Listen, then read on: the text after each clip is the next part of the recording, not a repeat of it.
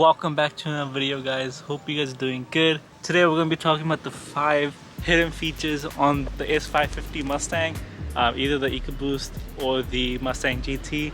But today we're not going to be talking about the obvious features that every freaking YouTuber always says. I was watching a video a couple years ago, and literally one of the features was if you can't open the trunk by the remote, all you gotta do is tap this button down here.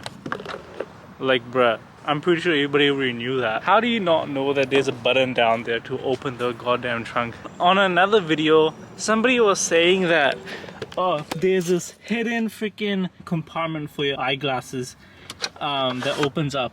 Don't people really notice that? Like, especially when you're driving, don't you notice that there's a goddamn compartment on the side? Like, really, bruh, is that really a hidden feature at that point? So I'm done with complaining about all those people that are doing those hidden features, and I'm gonna try making my own list on what hidden features I've experienced. And I didn't know the past 3 years I owned this car for close to 100 degrees at the moment. I'm like sweating my ass off. The features that I'm gonna go over in this car, some of you guys might know it, but most people may not even know that these things on this car even existed. Okay, so our first hidden feature that I'm gonna talk about is the middle console right here. You guys can see it's kind of lifted. I did it on purpose. So in a scenario where your car just dies out, the battery isn't working, it's not turning on if you press the power button, and let's say that you have no source of recharging the battery, and to tow the car, because you know how the car doesn't move on park, what you could do is you could pry open this center console. I kind of did it, kind of not did it. I have my tool right here. You don't really need this flathead screwdriver. You could just do it with your nails. Reach your fingers down in the back there, use both hands, and just open this like this. But this is not the only thing you gotta do. You gotta get this part off. It's not that hard. The way I took this off, you literally do the same thing right here. There's this clip, and then there's that clip, and there's another clip. There's another 2 clips right here, one here and right there. There's this white little circle thing that you could push that over here to make the car go into neutral. Into its place, you just pretty much clip back on the clips that there is on the side. There you go. There you go. It's perfect. It's not coming off. Also, I forgot, make sure you take this off. This is just the cover that sits on top of there. Wait, why isn't it going? Okay, there. Okay, so second hidden feature.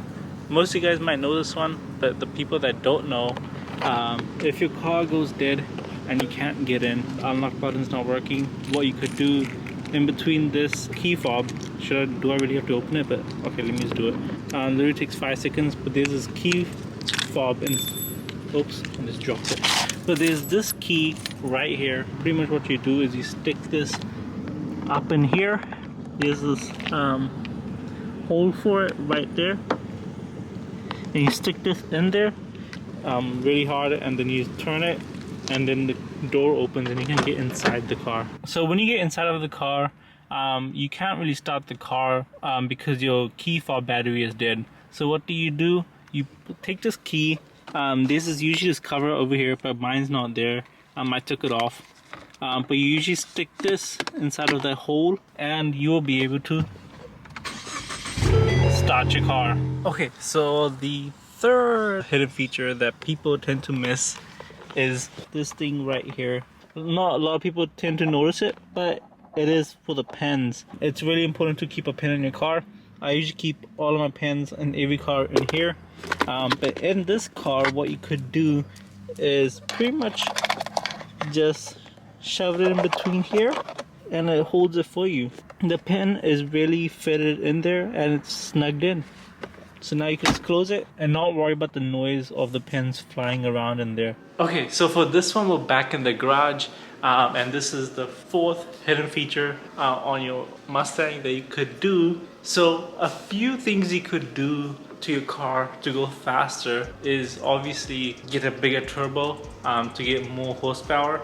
You could run different fuels, but you could also decrease the weight. There's a lot of things you could remove on your Mustang to go faster. The ones that I have right now These are just like the basic ones you could remove. And I do have my scale right here. I could weigh both of them out and see how much we saved. And these two things, you guys could do it yourself, which will technically help you go faster. So this long piece comes from this part of the trunk. It pretty much just sits on top, and your spare tire is supposed to go on the bottom. I don't really have my spare tire. I mean, I do. It's sitting in the back over there somewhere, but I don't really run it. And if you're wondering, will I ever have a flat tire, what will I do? I could just call my insurance to come pick me up. I don't really take this car that far anyways, so I have a daily already that I do drive outside of the town. I'm not really take this car, especially this car is on E30. I don't want to be driving around and get worse gas mileage. But I have heard that the newer Mustangs don't get a spare tire, they get like a kit attached. You'll just have that kit exposed over here, but you could utilize the rest of the area. And this part is from on top of the engine. That's just an engine cover that I just took off. And if you're wondering, no, this does not void your warranty. Also, these few things are optional. I only did this is because I have a race intercooler. I was swapping my stock intercooler with the race one. These few parts were coming in the way, so I kind of just took them off. I don't know if it's called a frame or anything, but I think it's for the protection of the intercooler. I don't know what these metal pieces were for. They're just on the side for support. I don't really need it since the intercooler was, I don't know if you guys seen the intercooler video, but the intercooler is already tightly bolted on, so it's not gonna go anywhere. Don't want to put too much pressure on it, but holding with the finger, and it's 3 pounds, and this is 4 pounds. These two middle pieces with these two plastic was 3 pounds. Couldn't really record it because I'm holding those with both my hands. 1.8 pounds. I don't know if you guys saw it, but it just reset it. See, 1.8 pounds.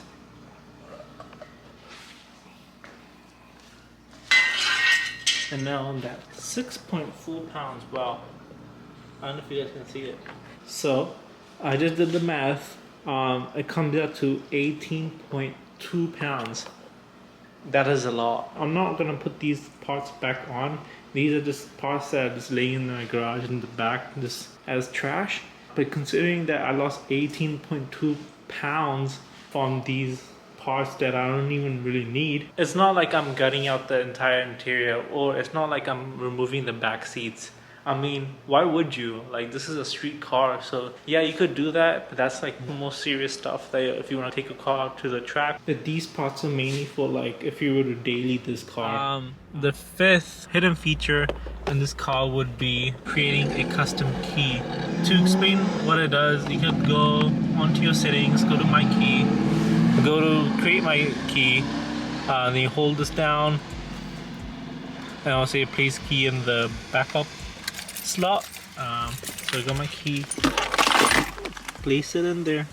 This menu comes up where you could change the settings on what you want the car to do when you're using this key. For example, if you were to go to a valet, or like if you go to a certain sketchy shop to get your car fixed, and you don't want them to do burnouts or like drive around in your car or just do sketchy stuff, you could pretty much like customize it to a point where the person can't access certain things.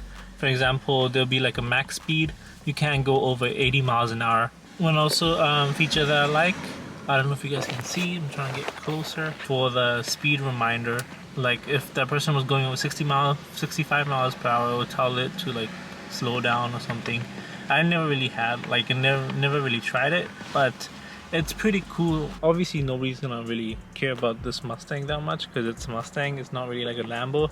But I've seen videos online where Lambo owners take their cars to valet. The valet people who are parking their cars usually go rip it around, go do donuts and shit with it. So it's kind of horrible. But luckily this car kind of has like a protection type of mode where if that scenario ever happened, you'll be able to at least like do something about it. Not really stop the person, but like have a few limiters. And to clear it, you just see the key was clear, so the car is normal now. So not too hard.